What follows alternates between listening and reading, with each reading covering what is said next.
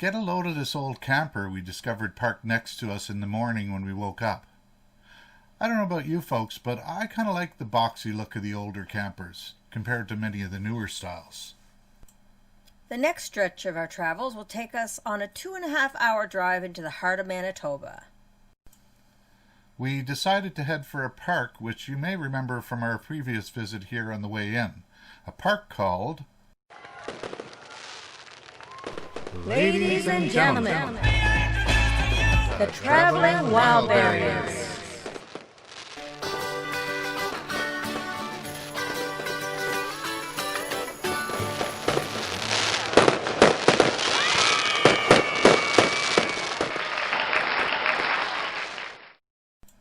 St. Vital Park.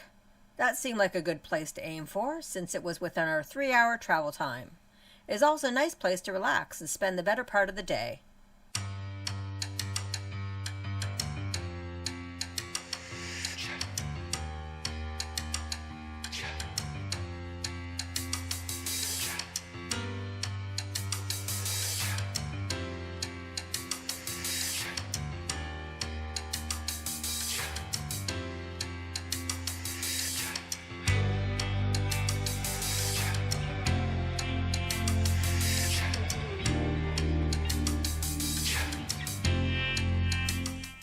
The evening was approaching quickly, so we opted for an overnight at the same spot we found when we came through here in mid-June. It was a great spot adjacent to a park and just down from the train tracks, a place where we felt safe. In the morning, Ken heard the train and ran over to see if he could get some drone shots. The train was sitting on the track and had just started moving when I got there.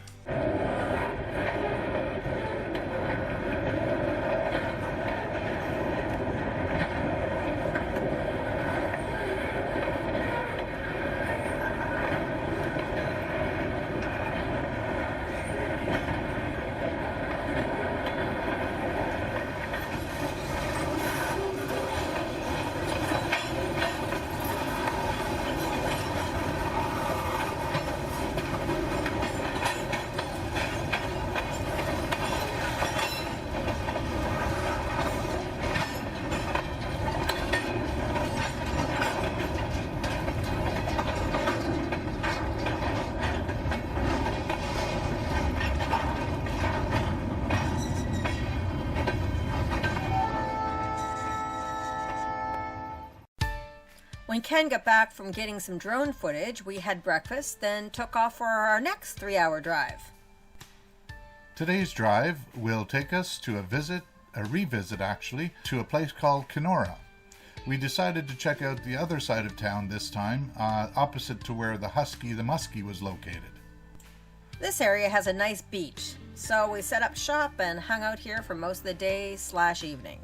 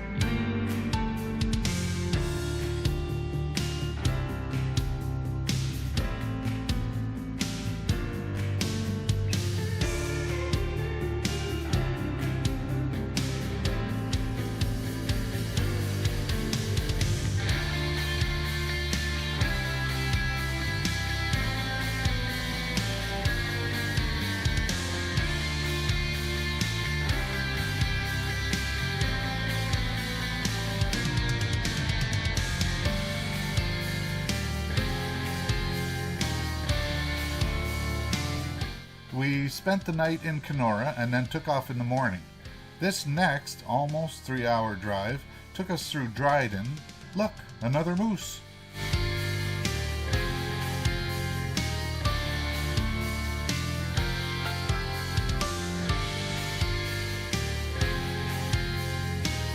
And into a little place called Davy Lake.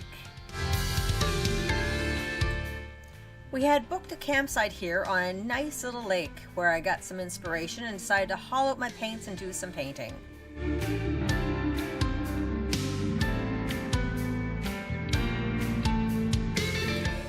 This campground has a nice feel to it. There was a small lake and a nice little screened-in gazebo where I decided to park myself away from the mosquitoes. I'm just glad you finally got painting, as I really like your paintings. Thanks.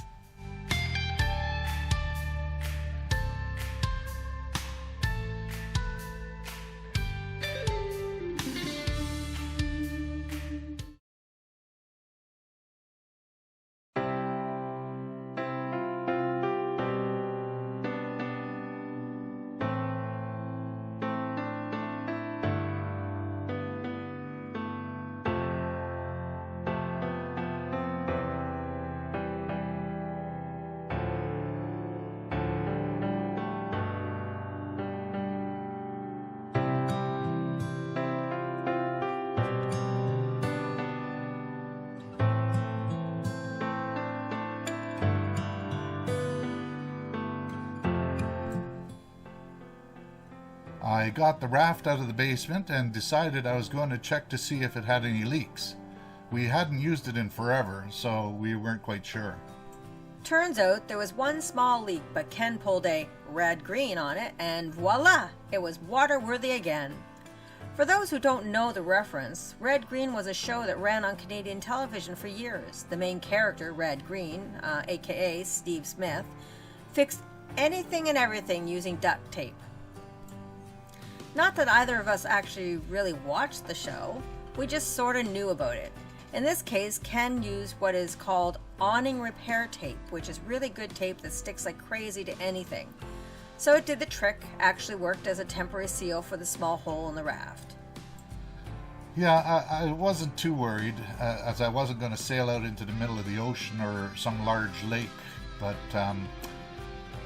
for what I needed it for, I wasn't concerned. I grabbed a couple of pictures while he was out on the lake.